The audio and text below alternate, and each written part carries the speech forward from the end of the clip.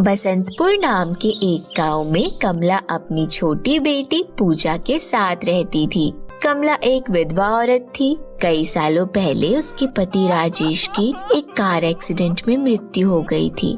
कमला अपनी बेटी पूजा और अपना पेट पालने के लिए गली गली सब्जियां बेचा करती थी। कमला पूरा दिन खेतों में मेहनत करती और उसमें जो कुछ भी होता था वह गली गली बेचा करती थी। कमला की बेटी पूजा गांव के सरकारी स्कूल में पढ़ने जाया करती थी। पूजा पढ़ने लिखने में बहुत तेज थी, इसलिए वह कक्षा में प्रतिवर्ष प्रथम आती थी।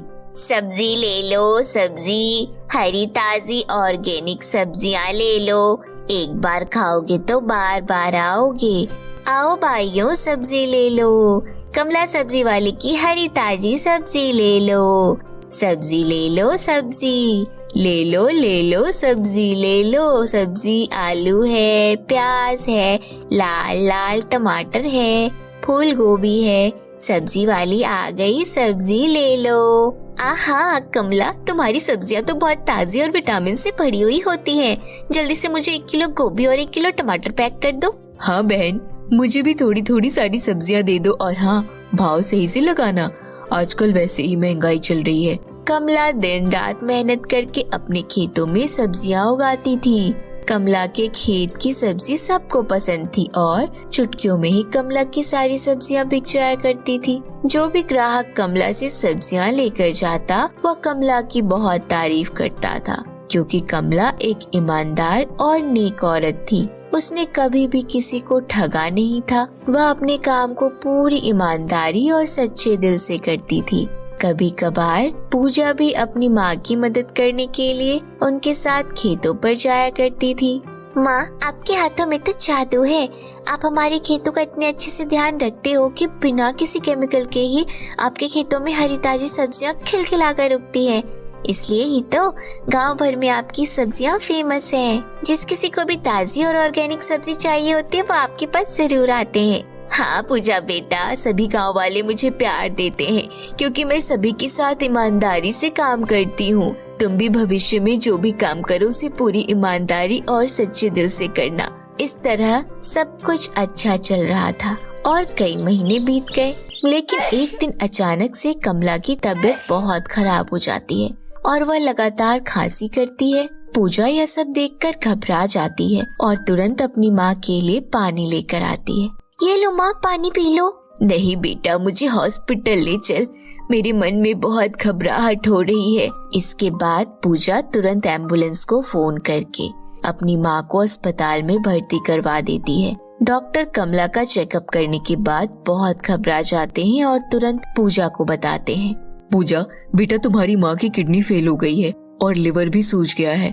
क्या? ऐसा कैसे हो सकता है? मैं तो अपनी माँ का पूरा ख्याल रखती हूँ, फिर इनको इतनी बड़ी बीमारी कैसे हो गई? डॉक्टर, आप इनको जल्दी से ठीक कर दीजिए। लिवर में सूजन अच्छे से खान पान न होने के कारण और ज्यादा मेहनत करने के कारण भी हो सकती है। हमें जल्दी से इनका ऑपरेशन करना होगा, वरना इनकी जान भी जोखिम में जा सकती है। ठीक है डॉक्टर साहब, आप इनका जल्दी से इलाज कर दीजिए। ऑपरेशन करने के लिए आपको 50,000 रूपए एडवांस देने होंगे। अगर 2 दिन के अंदर इनका ऑपरेशन नहीं हुआ तो इनकी जान बचना मुश्किल है। क्या 50,000? इतनी बड़ी रकम मैं कहाँ से लाऊंगी? वह सब हमें नहीं पता, अब मुझे जाने में देरी हो रही है, एक्सक्यूज मी। इतना कहकर डॉक्टर वहाँ से चले जाते हैं। पूजा जल्दी से रुपयों का इंतजाम करने के लिए अपने घर वापस जाती है। पूजा घर का कोना कोना छान मारती है, परंतु उसे एक भी रुपए नहीं मिलते। इसके बाद पूजा गांव गांव घर घर मदद मांगती है, परंतु कोई उसकी 1 रुपए की भी मदद नहीं करता। पूजा अपनी सभी रिश्तेदारों को फोन करती है, परंतु कोई पूजा को 50,000 रुपए देने के लिए तैयार नहीं होता। अंत में पूजा निराश होकर घर वापस जा रही होती है और मन ही मन अपने आप से बातें कर रही होती है। अब मैं क्या करूं? जितने भी पड़ोसी और रिश्तेदार थे सबसे मैंने पैसों की मदद मांगी, परंतु कोई मेरी मदद करने के लिए तैयार नहीं हुआ। मेरा तो इस दुनिया में मेरी माँ के अलावा कोई है भी नहीं। अगर मैं अपनी माँ को नहीं बचा पाई तो मेरा जीवन व्यर्थ है।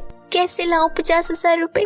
हे भगवान, मेरी मदद करो, कृपया मुझे 50,000 रुपए दे दो। पूजा परेशान होकर चल रही होती है कि तभी उसे रास्ते में एक घायल तोता दिखाई देता है। पूजा उस घायल तोते को देखकर बोलती है, हे भगवान, इस तोते को क्या हुआ और इसे इस तरह घायल बीच सड़क पर छोड़कर कौन गया? मुझे इसकी मदद करनी चाहिए। इतना कहकर पूजा उस तोते को सड़क के किनारे ले आती है। पूजा उस तोते के जख्म पर हाथ लगाकर सहलाती है कि तभी वह तोता जादू से परी में बदल जाता है। अरे तुम तो एक परी हो, तुम यहाँ कैसे आ गई?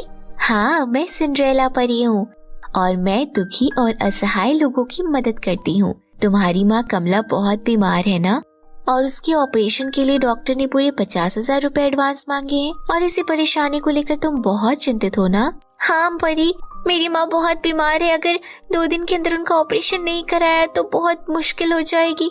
प्लीज मेरी मदद कीजिए। घबराओ मत पूजा, मैं तुम्हारी मदद करने के लिए ही पृथ्वी पर आई हूँ। मैं इस घायल तोते का भेष बनाकर तुम्हारी परीक्षा ले रही थी, तो मेरी परीक्षा में तुम खरी उतरी हो। इसके बाद परी अपनी जादुई छड़ी घुमाकर एक जादू करती है और वहाँ जादू से एक जादुई लहंगा और सैंडल आ जाता है। अरे वाह, इतना सुंदर लहंगा और सैंडल, ये तो जादू हो गया।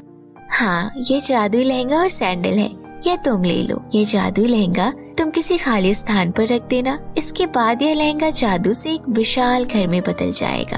और ये जादुई सैंडल तुम्हें पहनने के लिए दिए हैं। इन्हें पहनने के बाद तुम इन जादुई सैंडल से कुछ भी मांग सकती हो, ये सदैव तुम्हारी रक्षा करेंगे। इतना कहकर परी वहाँ से गायब हो जाती है। पूजा तुरंत परी के कहे अनुसार वह सैंडल पहन लेती है। सैंडल पहनते ही पूजा पहले से भी बहुत ज्यादा सुंदर और आकर्षक हो जाती है। इसके बाद पूजा उन जादुई सैंडल से कहकर 50,000 रुपए मांग लेती है। पूजा के ऐसा कहते ही ढेर सारे रुपए उसके सामने आ जाते हैं। इसके बाद पूजा तुरंत अस्पताल जाकर वह रुपए जमा करा देती है। पूजा के ऐसा करते ही डॉक्टर पूजा की माँ का ऑपरेशन शुरू कर देते हैं। इस तरह अगले दिन पूजा की माँ को होश आ जाता है और वह पहले से बेहतर महसूस करती है। उस दिन के बाद पूजा को जिस भी चीज की जरूरत होती वह जादुई सैंडल से मांग लिया करती थी। देखते ही देखते पूरा 1 हफ्ता बीत जाता है और पूजा की माँ पूरी तरह स्वस्थ हो जाती है। पूजा अस्पताल वालों को बाकी के रुपए जमा करके अपनी माँ को घर ले जाती है। बेटा, यह तू मुझे कहाँ ले जा रही है? हमारा घर तो दूसरी तरफ है। माँ, आप चिंता मत कीजिए, मैं आपको सही जगह लेकर जा रही हूँ, बस आप मेरे पीछे पीछे आइए। इसके बाद पूजा अपनी माँ को जादुई लहंगा घर के सामने ले जाती है। इतना बड़ा और विशाल घर देखकर पूजा की माँ आश्चर्यचकित रह जाती है। माँ, घबराइए मत, यह घर हमें सिंड्रेला परी ने दिया है, आप मेरे साथ इस घर में आइए। इसके बाद पूजा की माँ पीछे पीछे उसके साथ उसके घर में चली जाती है। अंदर जाकर कमला देखती है कि वह घर तो बहुत ज्यादा सुंदर और आलीशान है। उस घर में खाने पीने की सभी चीजें मौजूद थी। पूजा जादुई घर से सुंदर सुंदर कपड़े अपनी माँ को देती है और इस तरह उस दिन के बाद उन दोनों माँ बेटी की जिंदगी जादुई लहंगा और सैंडल की मदद से पूरी तरह बदल जाती है और वह दोनों एक साथ हंसी खुशी से रहने लगते हैं।